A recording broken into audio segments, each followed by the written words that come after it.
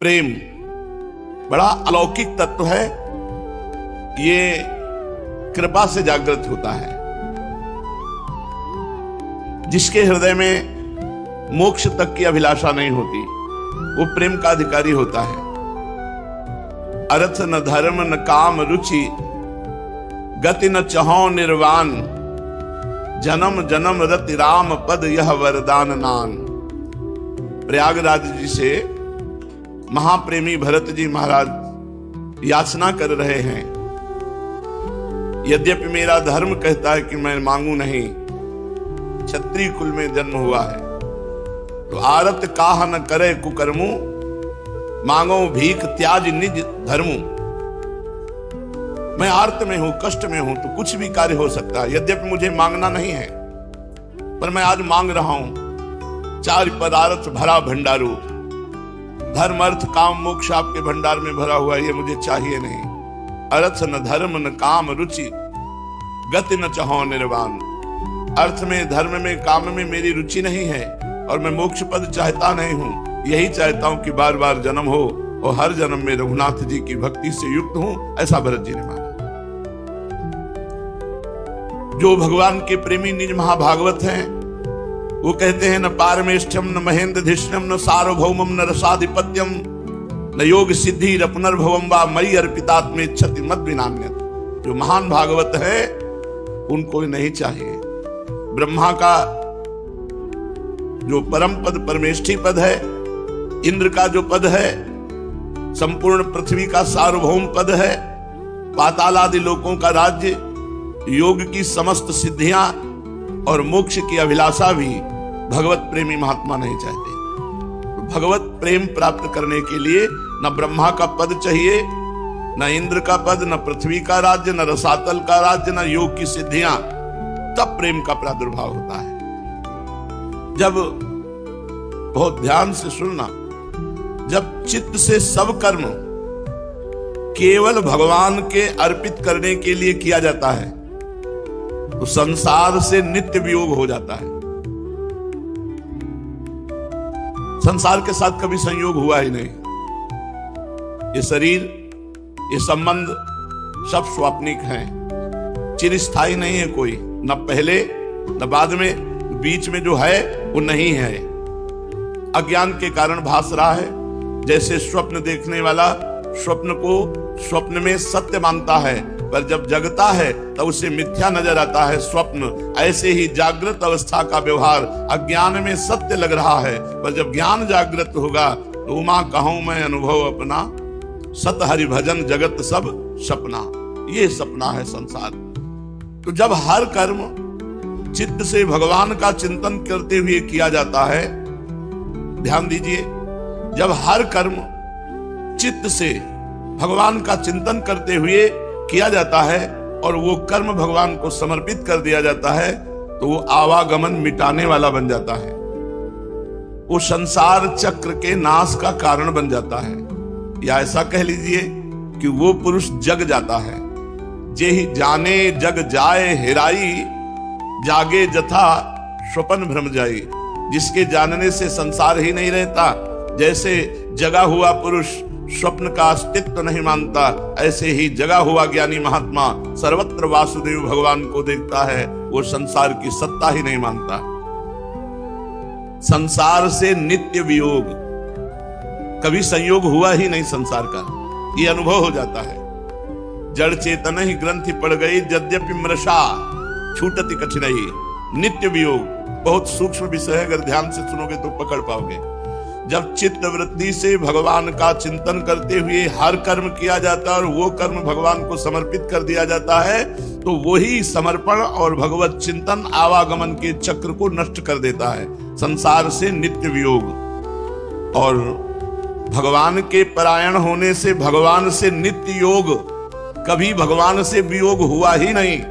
भगवान के बिना हमारी सत्ता ही नहीं है, तो भगवान से कभी जो वियोग नहीं हुआ, जो निरंतर भगवान का नाम जप करता है, भगवान की लीला कथा सुनता है, भगवान के परायण रहता है, उसे भगवान का नित्य योग प्राप्त हो जाता है।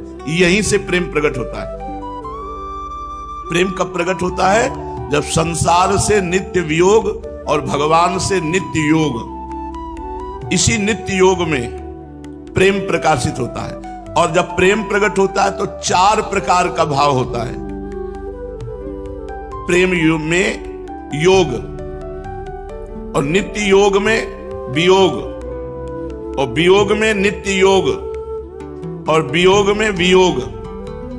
ये 4 अवस्थाएं प्रेम की प्रकट होती है। फिर समझ लीजिए, जब चित्त वृत्ति से भगवान का चिंतन करते हुए निरंतर कर्म किया जाता है और वो कर्म भगवान को समर्पित कर दिया जाता है, तो उससे संसार का नित्य वियोग हो जाता है। जो है ही नहीं कभी, उस संसार का स्वाप्निक जो सत्य भास रहा था, ज्ञान हो जाता है कि ब्रह्म सत्यम जगन मिथ्या। अब उसे नित्य भगवान का योग होता है, उसी योग से उसे प्रेम प्रकाशित होता है। उस प्रेम की 4 दशाएं होती हैं, योग और नित्य योग में वियोग, वियोग में नित्य योग और वियोग में वियोग। ये 4 दशाएं प्रेमी भक्त के हृदय में प्रकाशित होती हैं। जैसे उदाहरण में प्रिया और प्रीतम का परस्पर मिलन होता है, तो क्या ये बिछुड़े थे क्या? नित्य योग में योग, प्रिया प्रीतम का कभी बिछो नहीं होता, तन मन सो बिछुरे नहीं, पर चाह बढ़े दिन रैन। ये जो तन मन से बिछुड़े हुए नहीं है, फिर भी इनका मिलन होता है, प्रिया प्रीतम का मिलन। इसे नित्य योग में योग कहते हैं, नित्य योग में योग कहते हैं। मिलन होने पर भी अंकस्थितेपि दैते किमपि प्रलापम हा मोहनेति मधुरम विदधत्य कस्मात्। लालजू की गोद में विराजमान है, लालजू की अंक में विराजमान है, पर श्री जी कैसा भाव आ गया, प्रीतम कहीं चले गए। हा कृष्ण, हा श्याम सुंदर, अंकस्थितेपि दैते किमपि प्रलापम हा मोहनेति मधुरम विदधत्य कस्मात्। हा प्रीतम तुम कहां चले गए, हा प्यारे तुम कहां हो, कहां बैठी है? प्रीतम के अंक में। तो नित्य योग में वियोग, नित्य योग में योग, क्या? प्रिया प्रीतम का नवीन मिलन। तो बिछड़े हैं क्या? नहीं, तन मन के बिछड़े नहीं, नित्य योग में योग। और गले से लगी हुई अंक में और एकदम भाव प्रेम वैचित्र दशा आई कि प्रीतम कहीं चले गए और पुकार उठी, हा प्यारे, हा प्यारे। ऐसे ही किशोरी जी के समीप में एकदम भाव दशा बदली, हा राधा राधिका पुकारत निरख मदन गजधार। हा राधा क्वासी क्वासी वृषभानु नंदनी बिलपत विपिन धीर। नित्य योग में वियोग, पहला नित्य योग में योग, ये दूसरा नित्य योग में वियोग। एक दूसरे से मिले हुए भी प्रेम वैचित्र दशा में एक दूसरे के बिछुड़ जाने का भय, बिछुड़ जाने का भाव और पुकार उठना, हा किशोरी, हा राधा, हा वृषभानु नंदिनी, या हा श्याम सुंदर, हा कृष्ण। ऐसा श्याम सुंदर सामने नहीं दिखाई दिए, गाढ़ चिंतन उनका हो रहा है, मन में वो समाये हुए हैं, मन में वो समाये हुए हैं, पर वो पास नहीं दिखाई दे रहे। नहीं, वियोग में नित्य योग, वियोग सामने है, नहीं दिखाई नहीं दे रहे, पर भाव में श्याम सुंदर समाये हुए हैं। तो वियोग में नित्य योग। प्रभु विराजमान है और ऐसा दिखाई दिया कि प्रियाजू नहीं है। बहुत समय व्यतीत हो गया, प्रियाजू नहीं मिल रही, क्या करूं, कहां जाऊं, विकल हो गए। चले किन मानिन कुंज कुटीर, तो बिनु कुंवर कोटि बनिता जुत मथत मदन की पीर, चले किन मानिन कुंज कुटीर। ये नित्य वियोग में वियोग, नित्य वियोग में वियोग। मन में प्रभु विराजमान है और प्रभु की उपस्थिति नहीं, तो नित्य वियोग में योग। और मन में भी ऐसा आ गया कि प्रभु दूर है या प्रियाजू दूर है और तन से भी दूर है, ऐसा भाव एकदम भर गया। तो वियोग में, नित्य वियोग में वियोग, वियोग में वियोग। ये 4 प्रेम की दशाएं प्रकट होती हैं। नित्य योग में वियोग, मिले हुए भी मिलन की चाह, और वियोग में नित्य योग ऐसा प्रतीत हो रहा है कि वो कहीं दूर चले गए हैं उन्हीं के समीप। तो वियोग, नित्य योग में वियोग, नित्य योग मिले हुए में वियोग, नित्य योग में वियोग, वियोग में नित्य योग और वियोग में वियोग, नित्य योग में योग, प्रिया प्रीतम का नवीन मिलन। और नित्य योग में प्रियाजू लालजू की गोद में है पर कहीं चले गए ऐसा भाव आ गया, तो नित्य योग में वियोग। और सामने दिखाई नहीं दिए, मानस पटल पर भरे हुए हैं और उनको पुकार रहे हैं, तो वियोग में नित्य योग। और सामने भी नहीं है और मानस पटल पर भी नहीं है, हाहाकार हृदय में मचा हुआ है, ये वियोग में वियोग। वास्तव में कोई भी एक अवस्था ऐसी चारों में नहीं जिसमें प्रभु का सानिध्य अनुभव न हो रहा हो। नित्य योग का ज्यों का त्यों बना रहता है, इसलिए हर समय वो भगवदाकार वृत्ति रहती है प्रेमी की। चाहे वो नित्य योग में योग हो या नित्य योग में वियोग हो या नित्य वियोग में वियोग हो, उसे हर समय भगवदाकार वृत्ति बनी रहती है। कभी वियोग वास्तविक होता ही नहीं है, प्रेमी का होने की संभावना भी नहीं है। इसे प्रेम कहते हैं। प्रेम में प्रेमी और प्रेमास्पद दो नहीं रह जाते, अभिन्न हो जाते हैं। भिन्नता कभी हो ही नहीं सकती। प्रेम का आदान प्रदान करने के लिए भक्त और भगवान दो दिखाई देते हैं, नहीं तो एक ही हो जाता है। तस्मिन् तज्जने भेदा भावात्, भगवान और भक्त में अभेद स्थिति हो जाती है, भेद का अभाव हो जाता है। भक्त और भगवान संयोग और वियोग की लीला हुआ करती, कभी संयोग सुख में, कभी वियोग के विरह में, पर वो अभिन्न स्थिति होती, भगवदाकार वृत्ति रहती है। और प्रेम की खास बात है, ये प्रेम प्रतिक्षण वर्धमान है, प्रतिक्षण बढ़ता रहता है। जब प्रेमी और प्रेमास्पद परस्पर मिलते हैं तब प्रीतम पहले चले गए थे, उनसे वियोग हो गया था, अब कहीं ये फिर न चले जाएं, इस भाव के कारण प्रेमास्पद के मिलने में भी तृप्ति नहीं होती, संतोष नहीं होता।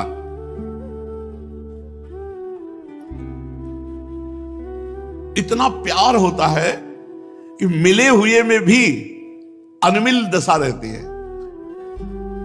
मिले हुए में भी इतना प्यार होता है, अरबरात मिलबे को और निस दिन मिले ही रहे, मनो कबो मिले ना। ये तो प्रेमी ही जान सकता है, बुद्धि का विषय नहीं। इसलिए कहा भगवत रसिक, रसिक की बातें रसिक बिना को समझ सके ना। गले से लगे हुए हैं, अब कहीं ये फिर ना बिछुड़ जाएं, इस भाव दशा में मिलन की तृप्ति ही नहीं हो रही, संतोष ही नहीं हो रहा। ये चले ना जाएं, ये हृदय जला रहा है मिलने पर भी। वास्तव में ये स्वाद तो कोई प्रेमी ही जानता है। प्रेम प्रतिक्षण वर्धमान बताया गया है। प्रेम ये 4 प्रकार का रस प्रकट करता है। प्रेम 4 प्रकार का रस प्रकट करता है, दास्य रस, सख्य रस, वात्सल्य रस और माधुर्य रस। इन रसों में दास्य से सख्य, सख्य से वात्सल्य, वात्सल्य से माधुर्य रस श्रेष्ठ है, क्योंकि इनमें क्रमशः भगवान के ऐश्वर्य की विस्मृति होती चली जाती है। दास को भगवान के संपूर्ण ऐश्वर्य, महिमा, वैभव, बल का चिंतन होता है। सख्य को विस्मरण हो जाता है, मेरा दोस्त है बस। वात्सल्य और विस्मरण हो गया, मेरा लाला है, पूर्ण असमर्थ है, मेरे द्वारा ही पोषित है। और माधुर्य, मेरा प्रीतम, केवल मेरा प्रीतम। क्रमशः ऐश्वर्य का विस्मरण होने से प्रेम और प्रकाशित होता चला जाता है। तो दास्य से श्रेष्ठ सख्य है, सख्य से श्रेष्ठ वात्सल्य है, वात्सल्य से श्रेष्ठ माधुर्य है, तो माधुर्य से श्रेष्ठ महामाधुर्य रस वृंदावन नित्य विहार सहचरी भाव। कोई एक रस आ जाए तो जीव पूर्णता को प्राप्त होता है। जैसे दास्य रस, सख्य रस, वात्सल्य रस, माधुर्य रस, कोई एक रस आ जाए तो वो पूर्ण हो जाएगा, वो पूर्णानंद को प्राप्त, कोई कमी नहीं रहेगी उसमें। ऐसा नहीं कि दूसरे रस वाला पूर्ण है वो पूर्ण नहीं। सख्य पूर्ण है तो पूर्ण है, दास्य है तो वो पूर्ण है, वात्सल्य है तो पूर्ण है, माधुर्य है तो पूर्ण है। पर रसास्वादन सर्वश्रेष्ठ माधुर्य रस में, उससे भी श्रेष्ठ तीन गोपिन ते दुर्लभ माई, नित्य विहार सहज सुखदाई। अन्य रसों के विषय में यही समझना चाहिए, एक रस कोई आ जाए भागवती, सब रसों का रसास्वादन करने की योग्यता आ जाती है। क्योंकि भगवान पूर्ण है तो उनका प्रेम भी पूर्ण है, परमात्मा का अंश होने से जीव भी स्वयं पूर्ण है। अपूर्णता तो केवल संसार के संबंध होने से ही आई है, संसार का संबंध स्वीकार करने से अपूर्णता आई है, नहीं जीव पूर्ण, भगवान पूर्ण, प्रेम पूर्ण। इस वास्ते भगवान के साथ किसी भी रीति से रति हो जाए, प्रेम हो जाए तो पूर्ण हो जाता है, उसमें कोई कमी नहीं रहती।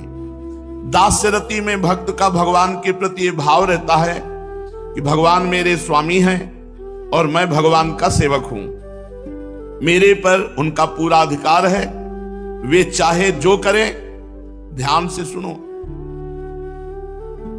दास्य रति,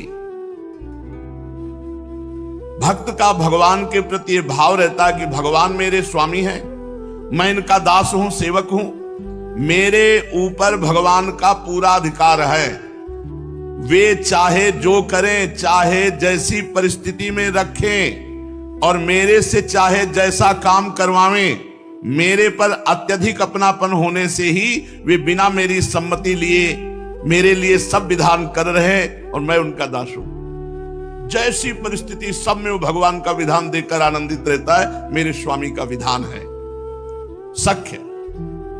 सख्य रति में भक्त का भगवान के प्रति भाव रहता है कि भगवान मेरे दोस्त हैं, प्रिय सखा हैं, और जैसे भगवान वैसे ही मैं हूं, मैं भी उनका सखा हूं। वे मेरे प्यारे, मैं उनका प्यारा हूं, उनका मेरे पर पूरा अधिकार हो, मेरा उन पर पूरा अधिकार है। इस वास्ते मैं उनकी बात मानता हूं, वो मेरी बात मानते हैं, कहीं भी ऐश्वर्य की बात नहीं। मेरा सखा, मेरा सखा। कोई संकट आएगा तो दास्य से सख्य है ना, तो उसमें दास्य भाव जागृत हो जाएगा। हे कृष्ण, अब तो तुम ही हमारे रक्षक हो, क्योंकि हमारी गौवें और हम सब ग्वाल बाल दावानल में फंस गए हैं, अब तुम ही हमारी रक्षा। आ गया दास्य भाव, सख्य में दास्य भाव, ऐश्वर्य प्रकाशित हो गए। हे कृष्ण, तुम हमारी रक्षा करो, तो भगवान ने कहा सब आंख मूंद लो, और आग को अपने मुख में पी गए। ये सख्य भाव। सख्य भाव, भगवान मेरे सखा हैं, मैं उनका सखा हूं, वे मेरे प्यारे हैं, मैं उनका प्यारा हूं, उनका मेरे पर पूरा अधिकार है और मेरा उन पर पूरा अधिकार है। इस वास्ते मैं उनकी बात मानता हूं, वे मेरी बात मानते हैं। ये भाव। इससे भी सरस भाव वात्सल्य। वात्सल्य में अपने में स्वामी भाव रहता है और प्रभु में दुलार भाव रहता है। मैं इनका पिता हूं, मैं इनका माता हूं, मैं इनसे बड़ा हूं, इनका दुलार करना, इनका पालन पोषण करना। या मैं गुरु हूं, ये मेरा बच्चा है या मेरा शिष्य है, इसका पालन पोषण करना मेरा कर्तव्य है। हर समय उनकी निगरानी रखना, कहीं अपना नुकसान न कर ले। नंद बाबा, यशोदा मैया कन्हैया का ख्याल रखते हैं, कन्हैया के ऊपर हर समय निगरानी रखते हैं, कुछ ऐसा कर न ले जिससे इसको कष्ट हो जाए। सुरक्षा के लिए दाऊ जी को भेजते, सावधान रहना है, बड़ा नटखट है, कुछ बिगाड़ न कर ले, अपना कहीं अहित न कर ले। सर्वलोक महेश्वर भगवान को अबोध बालक की तरह देखना, असमर्थ देखना, अपने अधीन देखना, ये वात्सल्य रस में रहता है। इसमें ऐश्वर्य नहीं।